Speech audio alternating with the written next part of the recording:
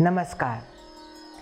नाट्यम भिन्न रुचिरजनस्य बहुधापिक्यम समाराधनम। महाकवि कालिदास की यह संस्कृत की उक्ति सार्थक करती है नटन भेद की नाट्य परंपरा की उस गहराई को या उस ऊंचाई को भी साथ में, जहाँ पर महाकवि कालिदास कहते हैं कि नटन भेद या नाट्य या नाट्याकृति अलग अलग भिन्न प्रकार की विभिन्नताओं में समेटे संस्कार को एक साथ सहेजने का या उसको आराधना करने का, उसको पूजन करने का माध्यम है नाट्य।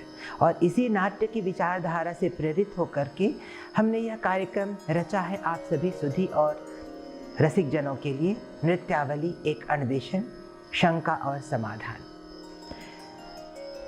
मानव जीवन के मूल्यों में विचारों की अपनी एक महत्वपूर्ण परंपरा और स्थान रही है।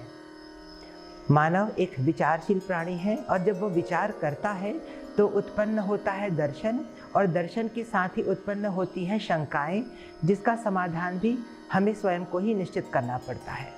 और नृत्यावली एक अन्वेषण का यह कार्यक्रम विचारों के जरिए उन शंकाओं को समाधान करने का एक छोटा सा वैचारिक प्रयास है, जिसे लेके श्री कला मंजरी कथक संस्थान आपके समक्ष प्रस्तुत है।